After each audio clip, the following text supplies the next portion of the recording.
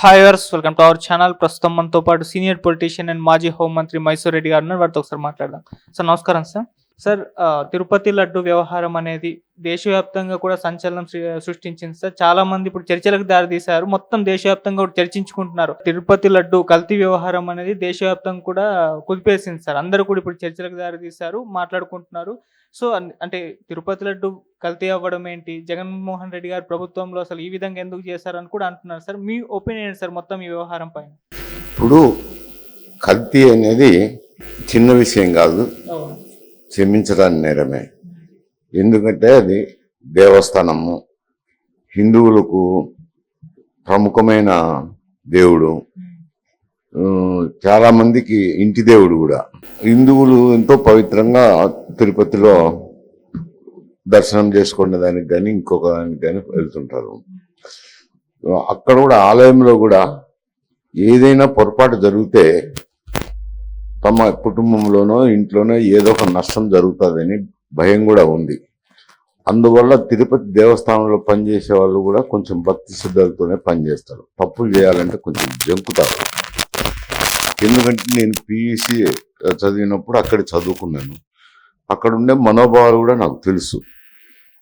అటువంటి పవిత్రమైన స్థలంలో ఇది అపవిత్రమైన జరగటం అంటే అది క్షమించడాన్ని తప్పే అవుతుంది. వాళ్ళని ఎవరైతే తప్పు చేశారో వాళ్ళని శిక్షించాల్సిందే, విచారణ జరిపించాల్సిందే, దోషులను శిక్షించాల్సిందే. ఎందుకు అని అంటే టీటీడీ వచ్చేసరికి గత ప్రభుత్వ హయాంలో టీటీడీకి దాదాపు 4 సంవత్సరాలు సుబ్బారెడ్డి గారు ఉన్నారు చైర్మన్గా. 2 సంవత్సరాలేమో కరుణాకర్ రెడ్డి గారు ఉన్నారు.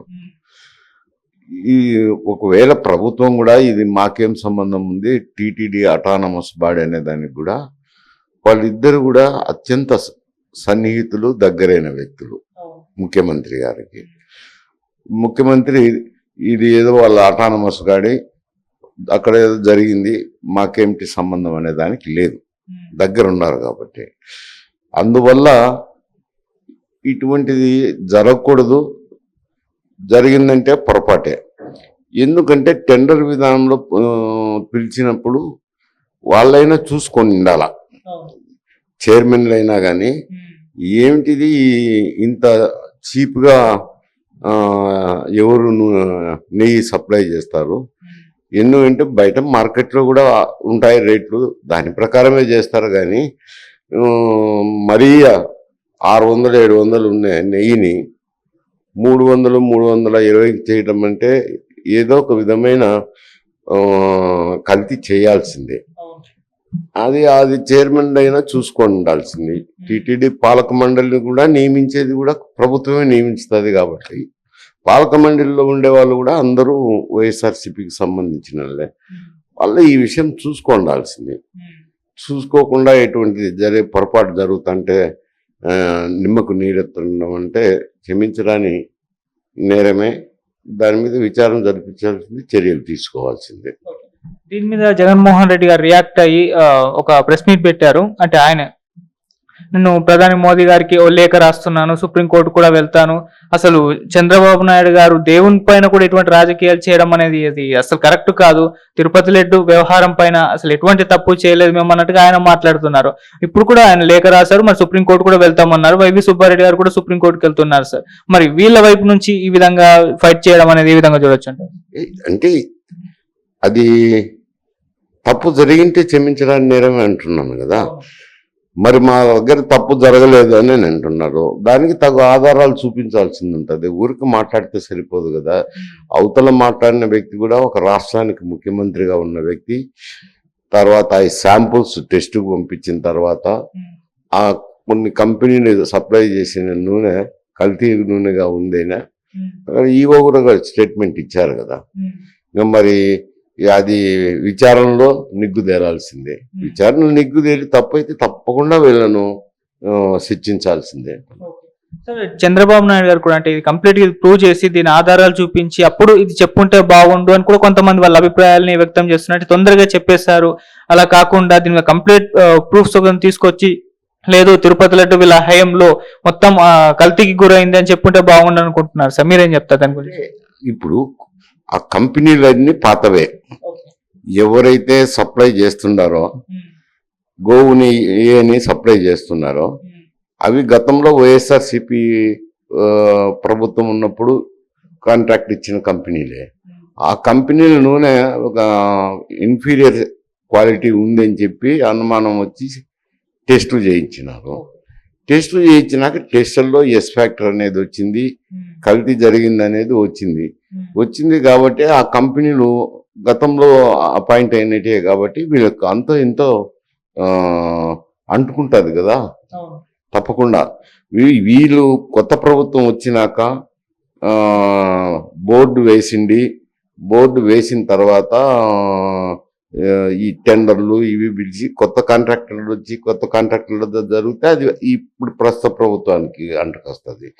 ఇది గత కాంట్రాక్టర్లే, గత ప్రభుత్వం నియమించిన కాంట్రాక్టర్లే నెయ్యి సప్లై చేస్తున్నారు కాబట్టి అది ఆ ప్రభుత్వం మీదకే పోతుంది. ఆ ప్రభుత్వంలో ఉన్నది చైర్మన్ ఆయనకు అత్యంత ఆప్తులే. అందువల్ల అది ముఖ్యమంత్రి గారికి కానీ ముఖ్యమంత్రి గారి సన్నిహితుడైన చైర్మన్కి కానీ అంటకొస్తుంది.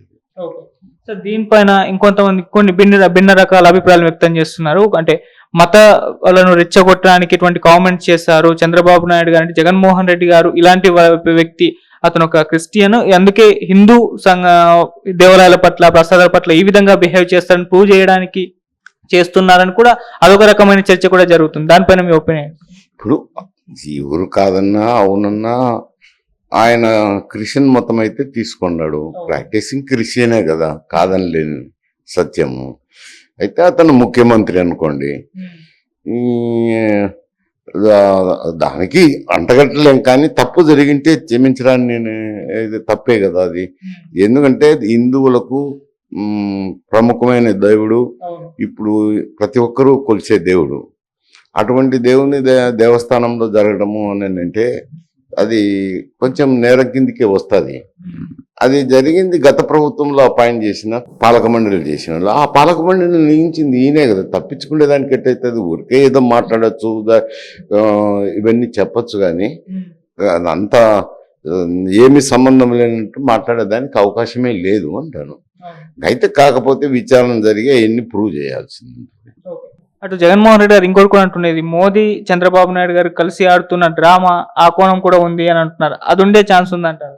అది ఏం సంబంధం ఉంది? వాళ్ళు అడిగారు అనుకోండి, అక్కడ కేంద్ర మంత్రి గారు సడ్డా గారు దీని మీద రిపోర్ట్ పంపించమని చెప్పి ముఖ్యమంత్రి గారితో మాట్లాడడం జరిగింది. రిపోర్ట్ పంపించమన్నారు. రిపోర్ట్ పంపించినాక రిపోర్ట్లో ఉంటే కనుక వాళ్ళు కూడా చర్యలు తీసుకునేదానికి మేము కూడా సంసిద్ధమే, ఇటువంటి జరగకూడదు, జరిగిన దానికి చర్యలు తీసుకుంటామని కూడా చెప్పడం జరిగింది. ఇప్పుడు ఈ వ్యవహారం విచారణ జరిగి తేలిందంటే అది ఇబ్బందికర సమస్యే. ఎందుకంటే అది గత ప్రభుత్వం మీదకే వస్తుంది. ప్రభుత్వం మీదకి వచ్చినప్పుడు దేవస్థానంలో ఇటువంటి జరిగినప్పుడు చాలా మంది అది చెడ్డ పేరు వస్తుంది కదా, తప్పకుండా పార్టీకి చెడ్డ పేరు వస్తుంది, జగన్మోహన్ రెడ్డికి చెడ్డ పేరు వస్తుంది. సరే, ఇప్పటి వరకు దీన్ని జగన్మోహన్ రెడ్డి గారు సరిగ్గా డీల్ చేయలేకపోయారు అంటే అన్ని ఆరోపణలు వచ్చినా కూడా ఆయన పెద్దగా రెస్పాండ్ అవ్వలేదు, దీన్ని హ్యాండిల్ చేయలేకపోవడం ఇంత పెద్ద చర్చకు దారితీసింది, అన్ని విమర్శలకు దారితీసినా కూడా ఆయన మాత్రం పెద్దగా అంటే దీన్ని హ్యాండిల్ చేయడంలో విఫలమైంది. ఇప్పుడు పార్టీకి చాలా దెబ్బ తగిలింది అన్నారు. మరి ముందు ఇది ఇంకా మైనస్ అయ్యే అవకాశం అయితే కనిపిస్తుంది.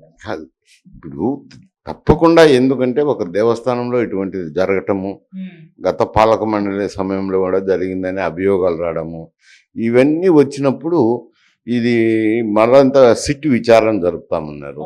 సిట్ వేసి విచారణ జరిగి అదంతా నిజమని తేలితే మాత్రం చాలా చెడ్డ పేరే వస్తుంది. తప్పకుండా వస్తుంది చెడ్డ పేరు. సార్, ఇటు పవన్ కళ్యాణ్ గారు కూడా నిన్న వెళ్ళి మాట్లాడారు, అలాగే ఆయన పాయచిత్త దీక్ష కూడా తీసుకున్నారు సార్ ఈ వ్యవహారంలో. మరి ఇప్పుడు పవన్ కళ్యాణ్ గారు కూడా అంటే మొన్నటి వరకు ఆయన రెస్పాండ్ అవ్వలేదు, నిన్న చాలా గట్టిగా ఫైర్ లో కూడా మాట్లాడారు. మరి ఇంకా మున్ముందు ఎటు వెళ్తుందంట? అంటే ఆయన కూడా ప్రభుత్వంలో భాగమే అనుకోండి, జనసేన పార్టీ కూడా కలిసి ఫ్రంట్ గానే ఉండాలి కదా, ఉన్నారు. ఒక మంత్రిగా రియాక్ట్ అయ్యేదానికి ఉంది. అతను ఉప ముఖ్యమంత్రిగా ఉన్నాడు, ఉండినప్పుడు ఒక పార్టీకి అధ్యక్షుడిగా ఉన్నాడు, ఉప ముఖ్యమంత్రిగా ఉన్నాడు కాబట్టి తప్పకుండా రియాక్షన్ ప్రాముఖ్యత ఉంటుంది. ప్రాయశ్చిత్త దిశ అని అన్నారు. ప్రాయశ్చిత్తం చేసుకోవాల్సింది ఎవరు అనేది ఇప్పుడు సమస్య. ప్రాయశ్చిత్తం చేసుకోవాల్సింది వైఎస్ఆర్సీపీ వాళ్ళు, తప్పు జరిగింటే. అటువంటిది అంటే ఏదో ఒక రకమైన ప్రొటెస్ట్ కార్యక్రమం అనుకోండి, దాన్ని తప్పలు పట్టలేము. ప్రొటెస్ట్ కార్యక్రమంలో తీవ్రంగానే స్పందించినట్టు జరగడం మంచిది కాదు. ఎవరైనా స్పందించుతారులేండి, ఎందుకంటే హిందువుల మనోభావాలు దెబ్బతింటాయి కాబట్టి ప్రతి ఒక్కరు స్పందించుతారు. సార్, ఇప్పుడు చంద్రబాబు నాయుడు గారు కూడా పైన ఇప్పుడు ఒక రెస్పాన్సిబిలిటీ ఉంది అని అనుకోవచ్చు. ఎందుకంటే ఆయన ఒక స్టేట్మెంట్ ఇచ్చేసారు, ఆరోపణలు చేశారు. ఇప్పుడు అవి నిజమని ప్రూవ్ కావాలి.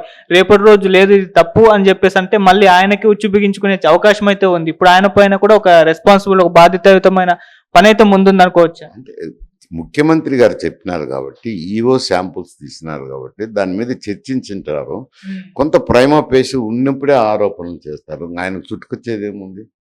ఆయనకు ఇది ప్రూవ్ కాకుండా పోయే సమస్య లేదు కదా. ఎందుకంటే కాంట్రాక్టర్లు పాతలు సప్లై చేస్తున్న వాళ్ళలో కొందరు ఇన్ఫీరియర్ క్వాలిటీ వచ్చిందని టెస్టులు చేసిండొచ్చు, ఇప్పుడు చేసిండొచ్చు. ఇది కాంట్రాక్టర్లు ఏమో పాతలే కదా, పాత విధానంలో ఏం సప్లై చేస్తుంటారు, ఇప్పుడు వాటినే సప్లై చేసింటారు కదా. అంత కాదని రండి, ఇది సిటీ వేసినా కానీ ఈ ఎంతో కొంత ప్రూవ్ అవుతుంది. ప్రూవ్ అయినప్పుడు తప్పకుండా శిక్ష అనుభవించాల్సిందే. సార్, సిట్ కాకుండా సిబిఐ వాళ్ళకి అప్పగిస్తే బాగుంటుందని వాళ్ళ వైపు నుంచి, అంటే వైసీపీ వైపు నుంచి ఆరోపిస్తున్నారు. ఎందుకంటే సిట్ అనేది వీళ్ళ కంట్రోల్లో ఉంటుంది, సిబిఐ అనేది సెంట్రల్ కంట్రోల్లో ఉంటుంది. సో అందుకే వాళ్ళకి ఇస్తే బాగుంటుందని వీళ్ళ వైపు నుంచి ఒక ఆర్గ్యుమెంట్.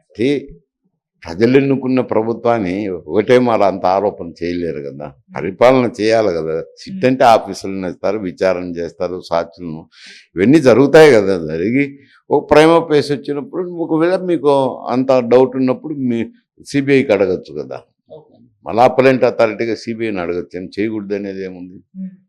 సార్, అంటే వైసీపీ హయాంలో ఇటువంటి జరగడంలో ప్రధాన ఉద్దేశం ఏంటంటే కల్తీ తిరుపతి లడ్డు ఇవ్వాలి అందరిని అన్న ప్రధాన ఉద్దేశం ఏంటంటే కల్తీ చేయడానికి చెప్పినారు కదా. అతను 320 కంటే ఆ రేటుకి ఎక్కడ దొరకదు. అటువంటిది 320కే కోట్ చేసినారని అంటే దాన్ని ఆ టెండర్ విధానంలోనే తప్పు ఉంది. టెండర్ పిలిచినప్పుడు ఆ పాలక మండలి కానీ ప్రభుత్వ గాడి రెండు కూడా జాగ్రత్తగా ఇది హిందువుల సెంటిమెంటు జాగ్రత్తగా ఉండాలని ఆలోచన చేసి నిర్ణయం తీసుకొని ఉండాల్సింది. తీసుకొని లేకుండా పొరపాటు చేసినారు. 320 టెండర్ కోట్ చేసినారు. అత్యంత ధర తక్కువ, దేవుని సొమ్ము సేవ్ చేసేదానికి చేసినామని చెప్పి అక్కడ నాణ్యత లేని సరుకు తీసుకొని సప్లై చేయడము అని అంటే అది పాలక మండలి తప్పు అవుతుంది. పాలక మండలిని నియమించిన ప్రభుత్వానికి కూడా తప్పు అవుతుంది. సార్, అంటే తిరుపతి విషయంలో ముందు నుంచి కూడా వీళ్ళపైన చాలా ఆరోపణలు ఉన్నాయి సార్ వైసీపీ హయాంలో. అంటే రోజా గారు కూడా డబ్బులు తీసుకొని విఐపి పాస్లు ఇస్తారు, ఇటువంటివి చాలా చేసింది. తిరుపతి